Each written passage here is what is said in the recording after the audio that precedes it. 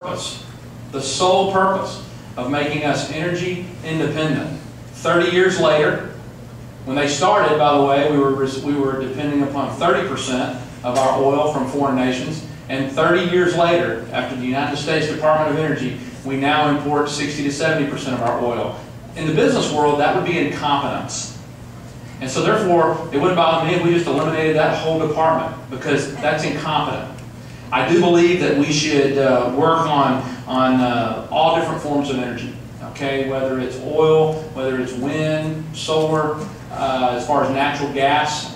In the Gulf of Mexico, we have one of the largest natural gas finds in the world under the Destin Dome. Okay, we have 300 years of coal in this country to provide for our families and generations to come. And while we have a president that wants to shut down every coal plant in this country with cap and trade, China is building a coal plant a week. A week.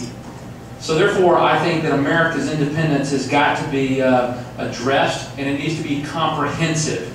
Comprehensive. As far as, I think I mentioned nuclear, as far as drilling, onshore and offshore, you mentioned AMWR. Obviously, we have a disaster in the Gulf right now, and I believe we're seeing government incompetence in coming in after that. I think they're exasperating the problem. We should have been drilling in AMWR, where the mosquitoes there have feathers. I don't understand why we haven't done that. Thank you. Mr. Shaw. Obviously, you know, we think back to the 70s. Remember the gas lines during the Carter years? I had a '67 Mustang. I remember shutting that thing down, getting in line, and then luckily it wasn't very heavy, and you just parked going downhill so you could just move it along to the pump until you could fill up. It amazes me that in a country like the United States, we still don't have a comprehensive energy plan.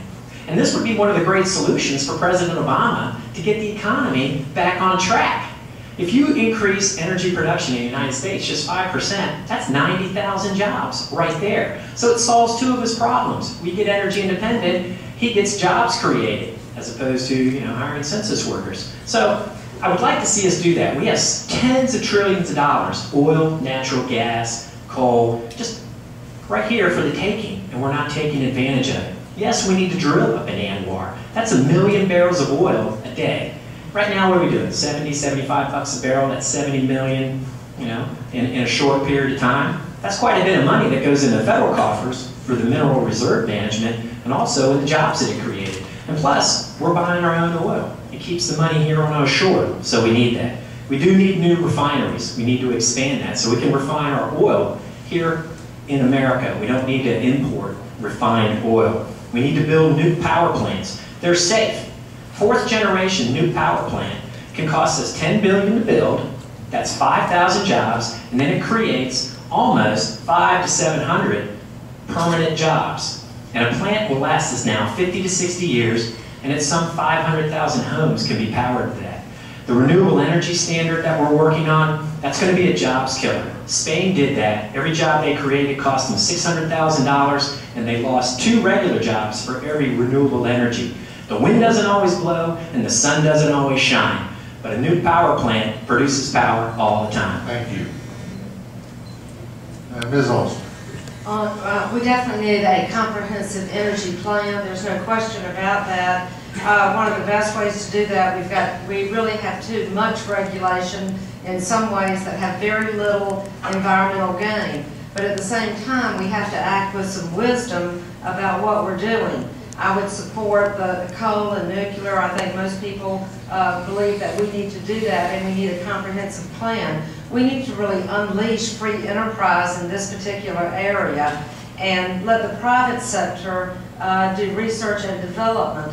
Thomas Edison has a wonderful quote, and he said, "I hope before we run out of oil that we figured out how to harness wind and sun."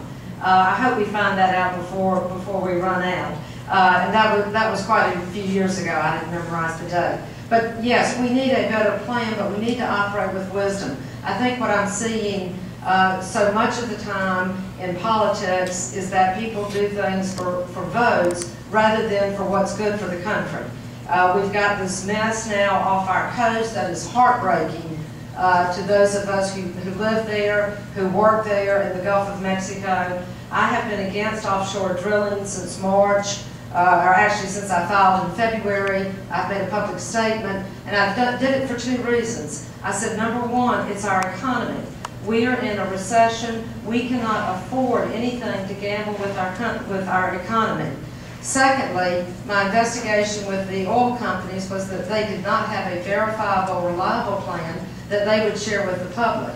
And secondly, the EPA has a very stringent plan that they did not follow and should have followed in this Gulf of Mexico incident. This is a tremendous heartbreak to us and is devastating to us that live on the coast and will be to all of Florida.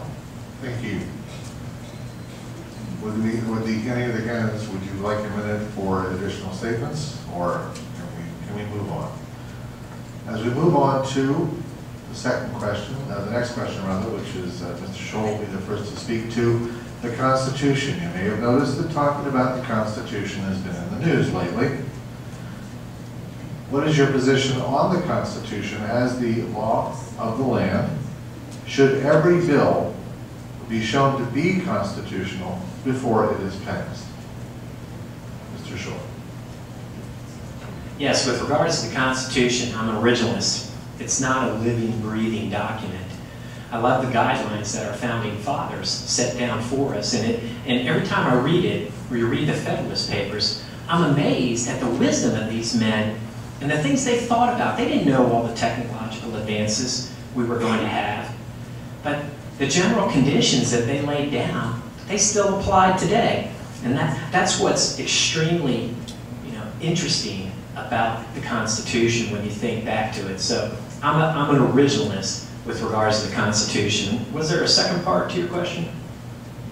That would be, should every bill be proven to be constitutional? Absolutely. It would be nice if they would follow James Madison's role when he would say, I cannot put my finger down on any item in the Constitution that allows the government to expend taxpayer dollars on federal benevolence. If we followed that line today, just think, we would have avoided all the troubles that we see. So support the United States Constitution. It's an excellent document. It's the greatest form of government ever created. And that's why I'm in this fight, because I love my country. Zolster. I don't remember the first part of the question. Okay. What is your position on the Constitution as the law of the land?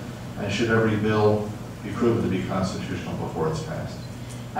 The Constitution is absolutely the law of the land, but not only the Constitution, the court decisions that have interpreted the provisions that you have to know as well. Many people are interested in the Second Amendment, and does a citizen have right to bear arms? And the court made, or is that just to a militia?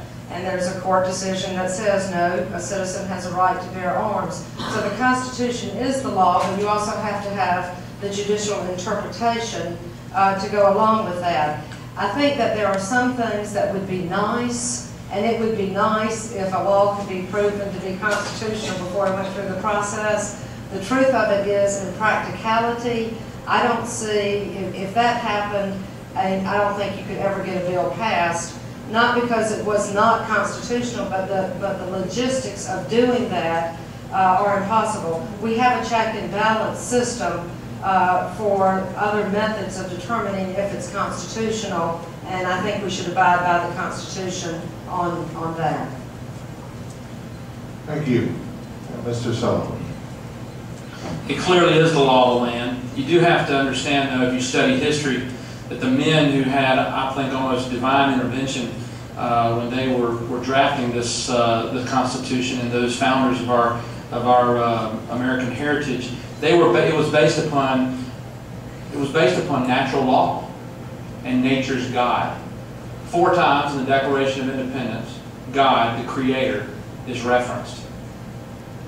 And so therefore, when you talk about, we hold these truths to be self-evident, that all men are created equal and are endowed by their Creator with certain unalienable rights, and that among these are life, liberty, and the pursuit of happiness. It was based upon the common belief that there are self-evident truths in nature that were spun into existence